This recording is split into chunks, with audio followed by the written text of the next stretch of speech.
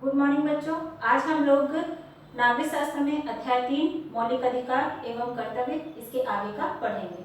आप लोग जानते ही हैं कि मौलिक अधिकार क्या है और हमारे कर्तव्य क्या है, हमारे मूलभूत कर्तव्य क्या क्या है। हम लोग पिछले क्लास में पढ़ चुके थे।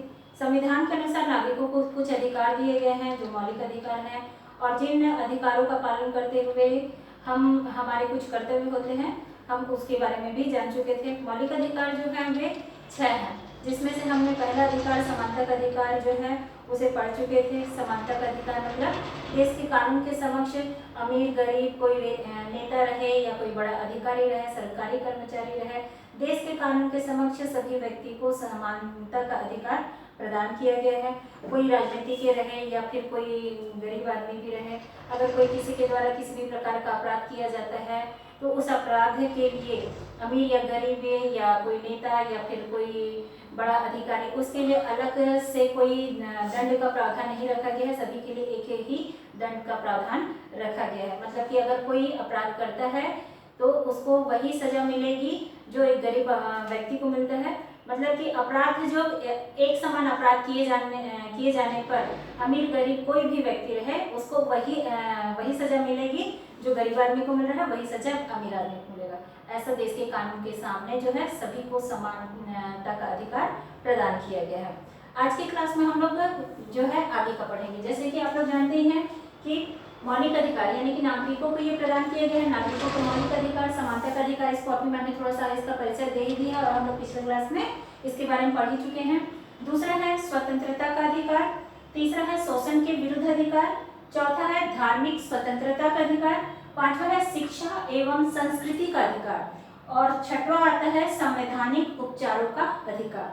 तो हम लोग यहाँ पर समानता का अधिकार पढ़ चुके थे। आज हम लोग आगे का देखते हैं। तो देखते हैं सबसे पहले स्वतंत्रता का अधिकार। यहाँ पर आप लोग को नाम से ही समझ आ रहा होगा स्वतंत्रता।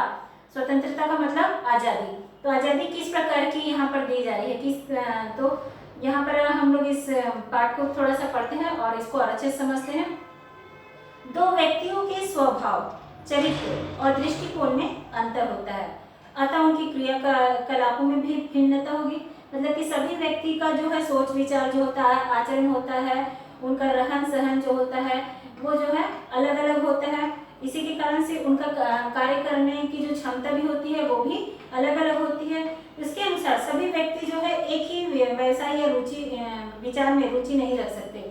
अब उनका आचरण, उनका जो रहेगा, दृष्टिकोण जो रहता है, उनका स्वभाव जो है वो अलग अलग होता है। इसी के कारण से उनके जो रुचि भी होगी वो क्या होगी, अलग अलग होगी। उनका व्यवसाय अब भी क्या होगा, उनका विचार व्यवसाय जो है अलग होगा। रुचि अलग होगी तो व्यवसाय भी वो अलग प्रकार का करना चाहेगा, उसका विचार भी अलग रहेगा।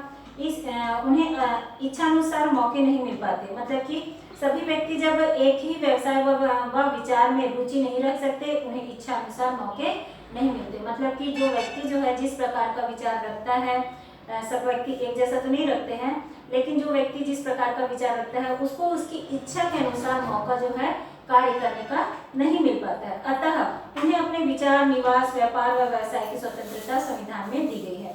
अगर वो किसी राज्य में, किसी गांव में, जिस क्षेत्र में भी निवास कर रहा है और उसको किसी भी प्रकार का व्यवसाय करना है तो उसको संविधान में इस प्रकार का निवास या व्यापार करने की या व्यवसाय करने की या विचार विमर्श करने की जो है स्वतंत्रता दी गई है। मतलब कि अगर वो किसी निश्चित स्थान पर रह रहा है, किसी पूरे भारत देश में अगर वो किसी भी राज्य में निवास कर रहा है और उसके अनुरूप जो है उसको व्यवसाय करने की जो वहाँ पर का जो माहौल है उसको नहीं मिल पा रहा है, जो व्यवसाय वो करना चाहता है उसको दूसरे राज्य में वो सारी सुविधाएं मिल रही हैं, तो उसको पूरी स्वतंत्रता है कि वो वहाँ जाकर के अपना व्यापार व्यवसाय कर सके।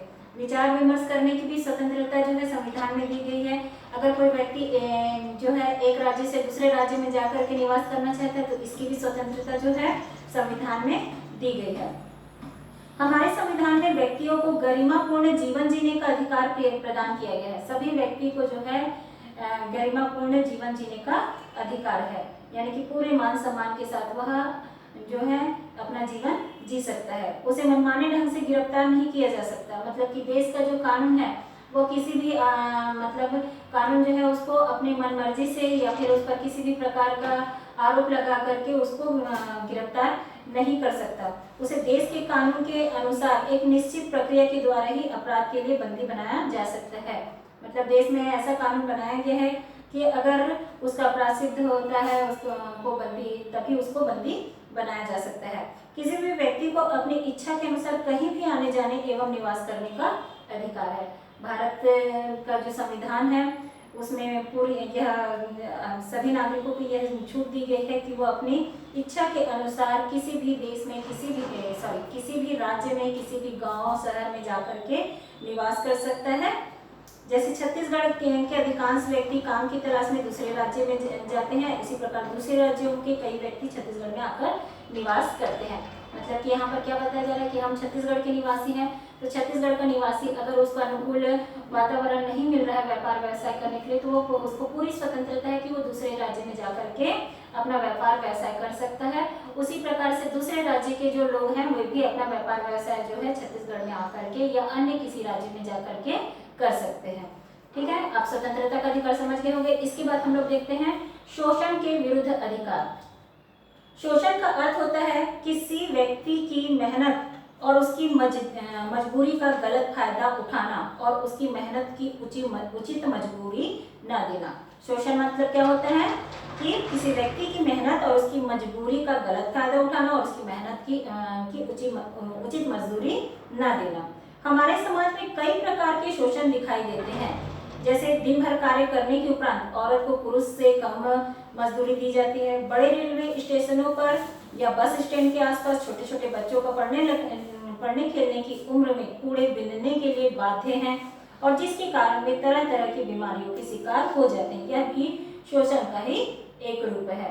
तो आप लोग अब यहाँ पर शोषण समझ में आ रहा होगा कि देखे भी होंगे अपने आसपास में कि स्त्री पुरुष जो है एक ही प्रकार का कार्य करते हैं। उनमें देखो एक ही कार्य करने पर मेहनत तो उतना ही लग रहा है, लेकिन स्त्री होने के कारण से उनकी मजदूरी कम हो जाती है, उनको कम मजदूरी दिया जाता है, और पुरुष होने के कारण से उनको मजदूरी अधिक दिया जाता है। तो ये भी एक प्रकार का शोषण है। दूसरा आपको यहाँ पर बताया जा रहा है कि आप लोग खुद सफर करते होंगे रेलवे स्टेशन में, बस स्टॉप पर देखे होंगे कि छोटे छोटे बच्चे जो हैं अपने पढ़ने लिखने की उम्र में, खेलने की उम्र में जो है या तो कूड़े बीनते हुए दिखाई देते हैं या फिर कोई कार्य करते हुए दिखाई देते हैं। तो ये भी एक प्रकार का शोषण है।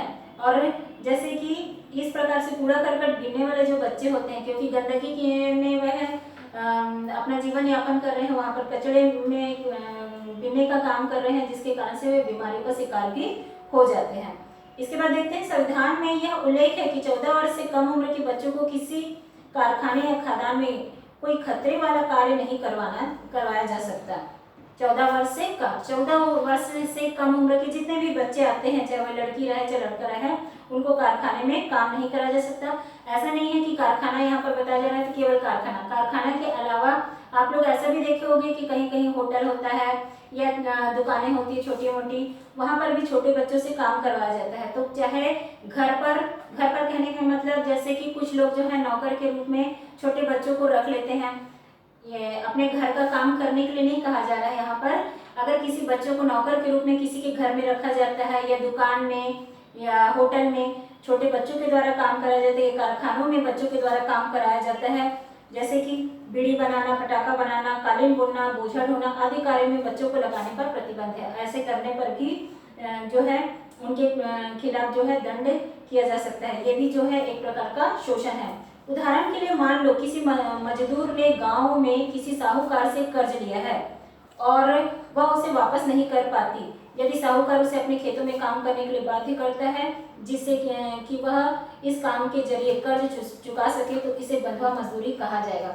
यहाँ पर देखिए शोषण के विरुद्ध अधिकार के बारे में बताया जा रहा है। एक और उदाहरण बताया जा रहा है कि अगर कोई मजदूर जो है काम कर रहा है और या फिर कर्ज लिया है किसी साहूकार से, और कर्ज लेने के बाद में उस कर्ज को अगर साहूकार को नहीं दे पा रहा है, तो उस कर्ज को नहीं देने की स्थिति में उसको साहूकार के घर में या उसके खेतों में जो है फ्री में काम करना पड़ता है। किसी भी प्रकार की उसको मजदूरी नहीं दी जाती है, इसको बंधुआ मजदूरी कहा जाता है।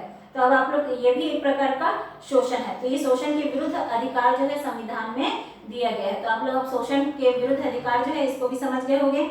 इसके बाद चौथा आता है धार्मिक स्वतंत्रता का अधिकार। नाम से ही स्पष्ट है कि सभी व्यक्ति को अपने अपने धर्म को या किसी अन्य धर्म को मानने की पूरी स्वतंत्रता होती है। तो हम लोग देखते हैं भारत में अनेक धर्मों के लोग जो है निवास करते हैं। इन सभी लोगों को अपनी पसंद से धर्म मानने और उनके रीति रिवाजों का पालन करने की स्वतंत्रता है। कोई भी व्यक्ति अपने धर्म का प्रचार प्रसार कर सकता है। सरकार किसी भी धर्म को बढ़ावा नहीं दे सकती। केंद्र सरकार के लिए सभी धर्म जो है समान होते हैं। सरकार की तरफ से मतलब भारत जो है धर्मनिरपेक्ष राज्य है। सभी व्यक्ति को जो है अपने अपने धर्म को मानने की पूरी स्वतंत्रता है। सरकार जो है किसी व्यक्ति को बाध्य नहीं करती कि किसी धर्म को मानने के लिए। कोई भी जैसे किसी भी स्कूल, कॉलेज और तकनीक शिक्षा केंद्र आदि में भी किसी भी व्यक्ति को धार्मिक शिक्षा लेने के लिए मजबूर नहीं किया जा सकता है। धार्मिक स्वतंत्रता का उपयोग करने के लिए भी कुछ सीमाएं निर्धारित की गई हैं ताकि लोग धर्म के नाम पर अमानवीय और रूढ़िवादी न कार्य जो है ना कर सके। यहाँ पर धार्मिक स्वतंत्रता का उपयोग करने को तो मतलब सभी व्यक्तियों को धार्मिक स्वतंत्रता तो दी गई है, लेकिन धर्म के नाम पर जो है वे अमानवीय या रूढ़िवादी कार्य किसी भी व्यक्ति के साथ नहीं कर सकते। उदाहरण के लिए कुछ लोग अज्ञानतावश बच्ची के जन्म लेते ही मार डालते हैं। धर्म के नाम पर यहाँ पर बताया जा रहा है। मान लो कोई जैसे कि ऐसा भी होता है कि बलि दी जाती है, कहीं पर नर बलि ऐसा दिया जाता है, तो ये जो है धर्म के नाम पर ऐसा बलि दिया जाता है तो ये गलत है। तो ये इसको अमानवीय और रूढ़िवादी बताया गया है। साथ में क्या होता है, मान लो कोई कहे कि उन्होंने बच्ची को इसलिए मार डाला क्योंकि यह उनके धार्मिक रिवाज का हिस्सा है, तो इसे स्वीकार नहीं किया जाएगा। धर्म के नाम पर बाल हत्या जैसे अपराध नहीं किया जा सकता। इसी प्रकार धार्मिक स्वतंत्रता के नाम पर सती प्रथा का पालन नहीं किया जा सकता। सती प्रथा किसे कहते हैं? जिसमें स्त्री को अपने पति की मृत्यु के बाद में पति की चिता के साथ में स्त्री को जला दिया जाता है, उसको सती प्रथा कहा जाता है। तो ये धर्म के नाम पर अगर ऐसा कहा जाएगा तो इसको अमानवीय माना गया है। साथ में अगर बाल हत्या किया जाता है किसी भी बच्चे का, चाहे वह बालिका रहे या बालक रहे, जन्म के साथ में अगर उसे मार दिया जाता है तो इसको भी अगर धर्म के नाम पर रिवाज है कहा जाएगा तो इसको भी जो है अमानवीय और रूढ़िवादी बताया गया है। तो यहाँ पर मैं जो है आप लोग को आज धार्मिक स्वतंत्रता, शोषण के विरुद्ध और धार्मिक स्वतंत्रता का अधिकार इसको बताई हूँ। आगे के जो टॉपिक हैं हम लोग इसको आगे क्लास में पढ़ेंगे।